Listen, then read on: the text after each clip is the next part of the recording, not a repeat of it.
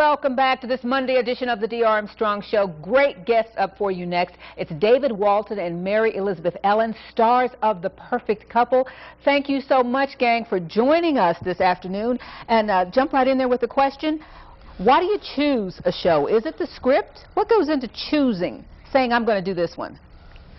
Yeah, I mean, I think reading the script was really exciting. The writers who wrote the script, John Pollock and Scott Silveri, wrote for 30 Rock and wrote for Friends. And so reading the script, you just knew, oh my gosh, these guys know what they're doing. And it was also an opportunity to kind of do things on screen that you should never do at home with the person that you love. So it's like you get all of it out of your system.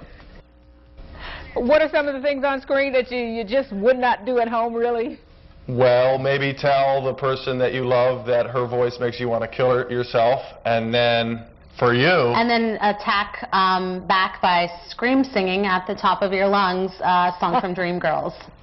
Although that does happen at my house a lot. If they gave you the opportunity to put your 2 cents in and you could write, what would you write into the show? I mean, some real love scenes, you know, some very hardcore sexual scenes would be great. No. I'm going to disagree with that, and I'm going to go with water park. Sliding, yeah. Yeah, sort of extreme sports scenes, skydiving, bungee jumping.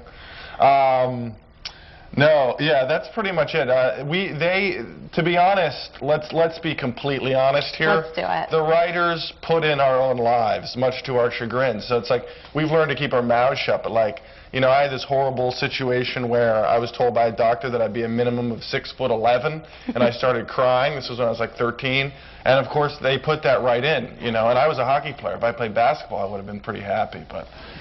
Yeah. No, so they put in our own stuff, you know, like all of us are mostly in relationships, and they'll just put in stories we tell right into the script.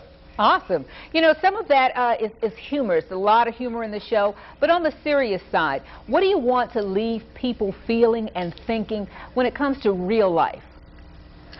I think it's good. I think that the show always finds something.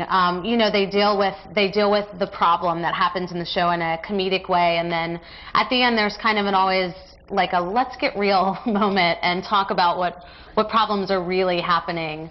And I feel like our characters don't really always work it out in the show. Our problems kind of build and build on each other, and until we have like a crazy fight, and then we have to work it out. And I think relationships work like that, you know? Yeah, I think the core of it all is that like relationships, as everyone knows, are like really hard, and they're like you need like tools and a toolkit that can like help you navigate two people sort of living together and building a life together. And this is sort of a show about people whose toolkits are pretty empty. You know, it's like they're new to the whole game, and that's how most people are. So.